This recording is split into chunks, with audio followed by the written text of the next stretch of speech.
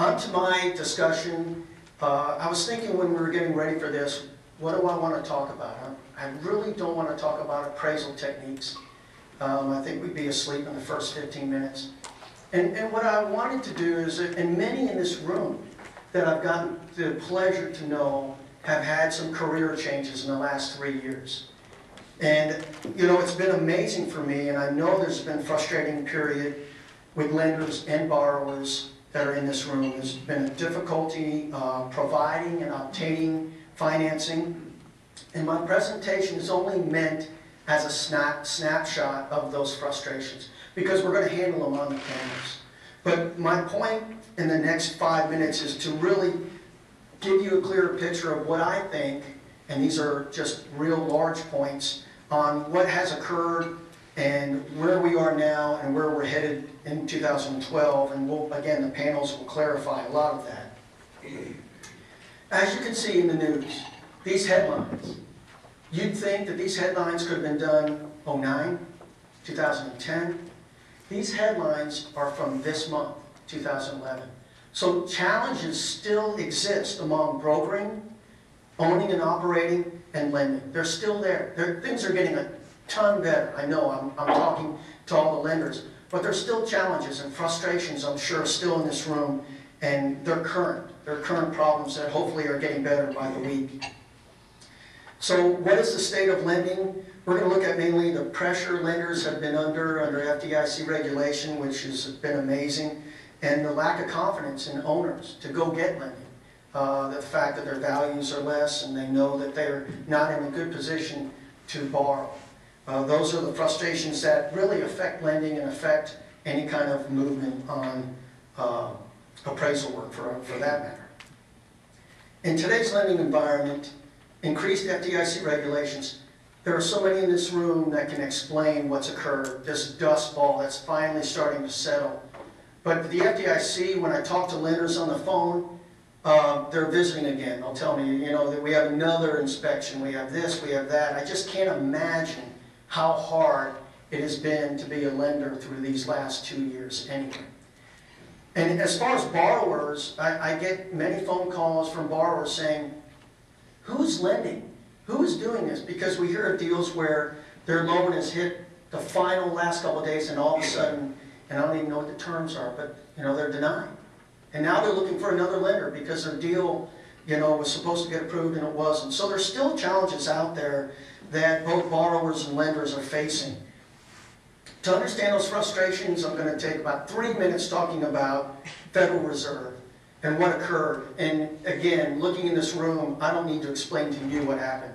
But for those that are new to this, or some of my associates that work with me, in 2001, the Federal Reserve lowered the federal fund rate from 4 to 1.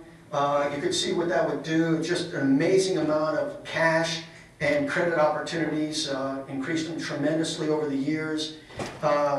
Good thing and bad thing, really. But a lot of demand increased and lenders' loans, volumes bloated, and just amazing.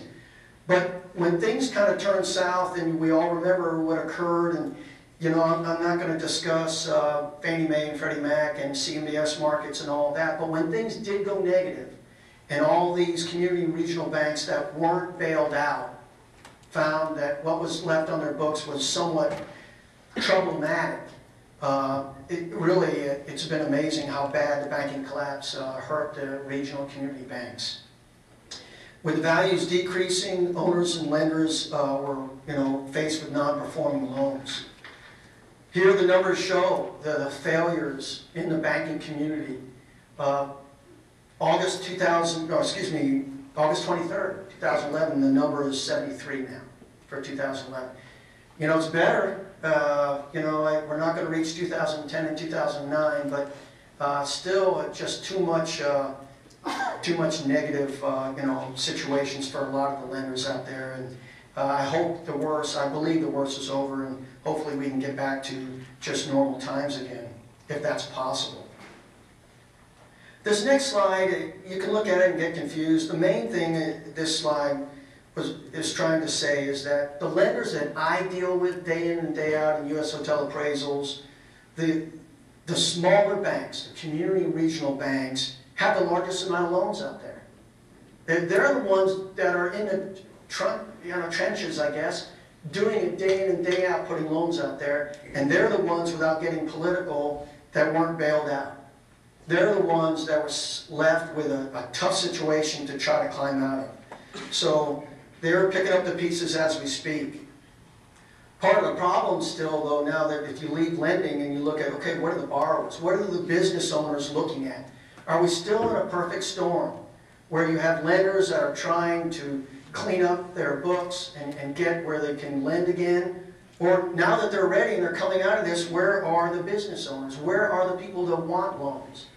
If you look at today's situation, again, without being political, and you look at Washington and Congress, and you look at Obamacare costs that people don't even know what's coming, or it's the fear of the unknown that we need to get through, in my opinion, to see lending, obviously, to climb up to normal levels.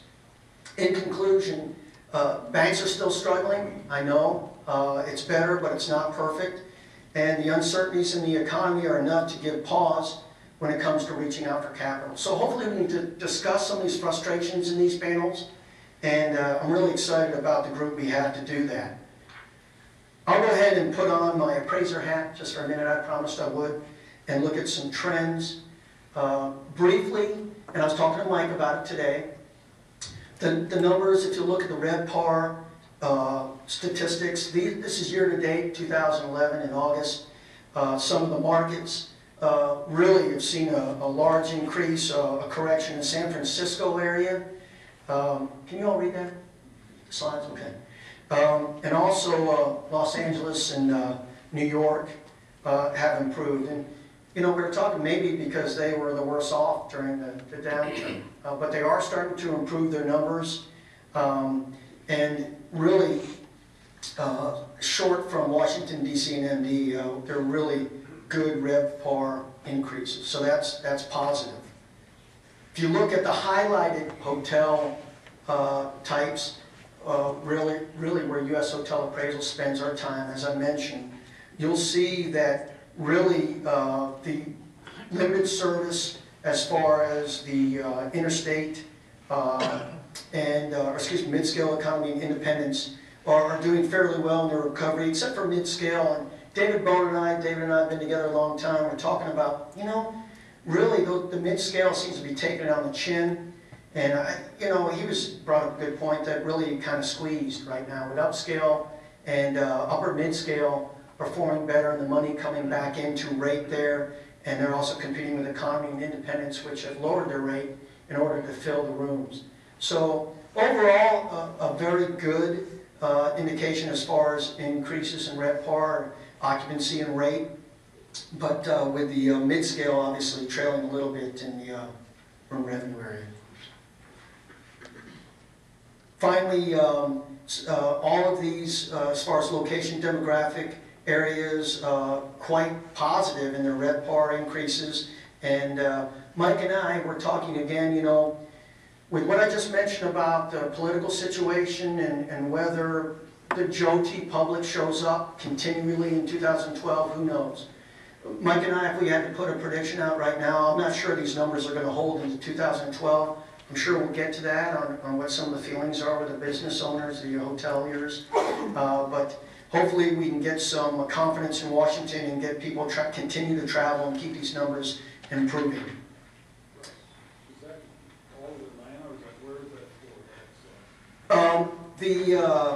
No, this is national. Now, Mike is going to come up as soon as I get done here and talk about Atlanta specific. Okay, thank you.